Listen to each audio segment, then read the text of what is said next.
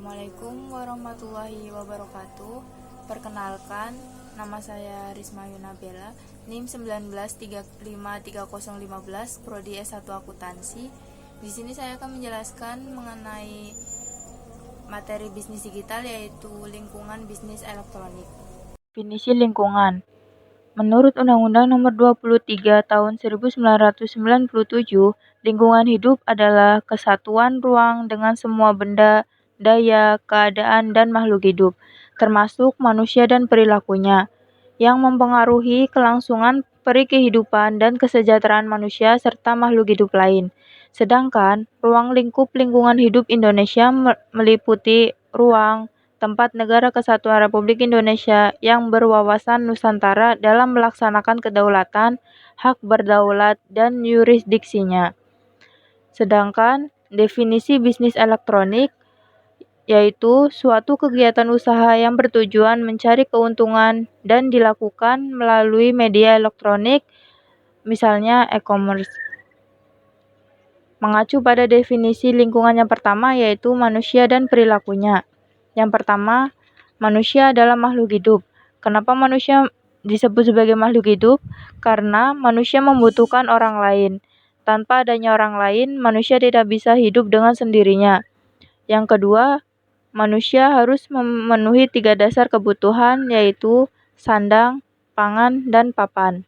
Yang ketiga, manusia memiliki hak untuk hidup dan melakukan kegiatan ekonomi guna meningkatkan kesejahteraan hidup. Yang keempat, manusia wajib melakukan pemeliharaan terhadap lingkungan hidup agar terjaganya ekosistem dengan baik. Strategi mendapatkan ekonomi. 1. Bekerja. Yang kedua, melakukan kegiatan usaha perdagangan barang fisik, misalkan jual beli di pasar ataupun jual beli lainnya. Yang ketiga, melakukan kegiatan usaha perdagangan jasa. Selanjutnya, masih terkait dengan manusia dan perilakunya. Yang pertama, improvisasi dalam hak ekonomi manusia, yaitu melakukan kegiatan usaha melalui bisnis digital. Selanjutnya, faktor sosial perubahan, yaitu sejalan dengan bisnis digital yang berkembang, maka segala kegiatan bisnis yang pada era sebelum perangkat digital berkembang akan semakin terpaksa berganti mengikuti kecenderungan bersosialisasi secara non-fisik. Yang selanjutnya, kegiatan manusia berekonomi tidak berhenti, namun berpindah tempat dari transaksi yang harus tatap muka menjadi satu ekosistem digital. Selanjutnya, jika belum ada bisnis digital, apa saja kerusakan lingkungan yang ditimbulkan? Yang pertama, UMKM akan tertinggal. Yang kedua, pencemaran sungai akibat pembuangan limbah sampah atau pabrik sembarangan sehingga air sungai menjadi tercemar. Selanjutnya, jika sudah ada bisnis digital, apa saja yang bisa dijaga dari potensi kerusakan lingkungan? Yaitu 1. Penanaman kembali hutan-hutan yang gundul. Yang kedua, membatasi pengambilan sumber daya manusia yang berlebihan. Yang ketiga, menjaga kebersihan lingkungan. Dan yang keempat, membuat terasering pada pertanian di perkebunan. Selanjutnya,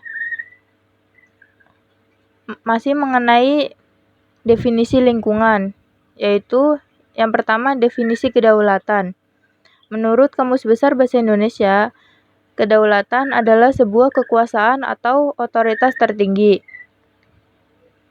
Sedangkan yurisdiksi, menurut Kamus Besar Bahasa Indonesia, kekuasaan mengadili, lingkungan kuasa kehakiman, peradilan, lingkungan hak dan kewajiban, serta tanggung jawab dalam suatu wilayah atau lingkungan kerja tertentu.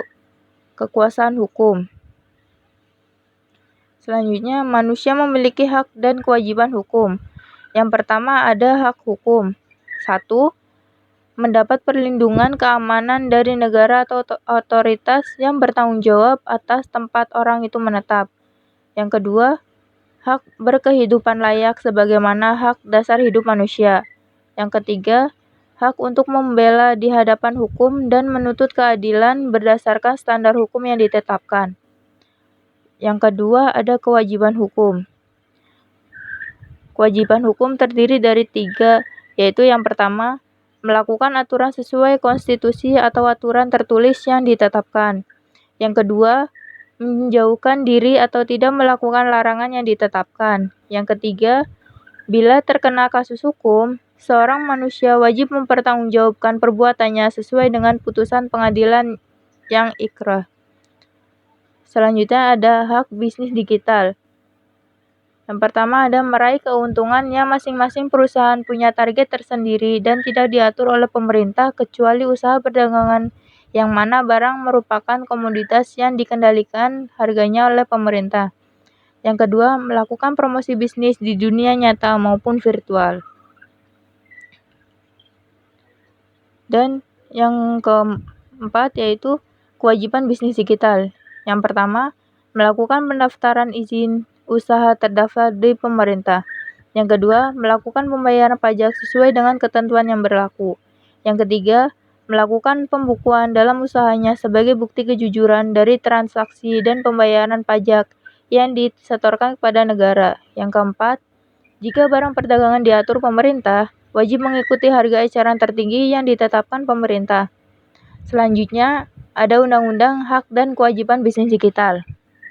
Perizinan Undang-Undang Perdagangan secara online yaitu yang pertama, Peraturan Perundang-undangan Nomor 80 Tahun 2019 tentang Perdagangan melalui Sistem Elektronik. Yang kedua, Undang-Undang Republik Indonesia Nomor 20 Tahun 2008 tentang Usaha Mikro Kecil dan Menengah.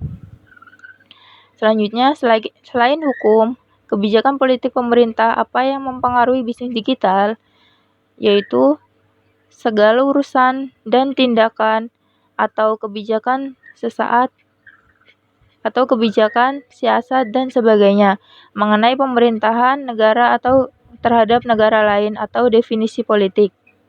Sekian yang bisa saya sampaikan, kurang lebihnya mohon maaf. Wassalamualaikum warahmatullahi wabarakatuh.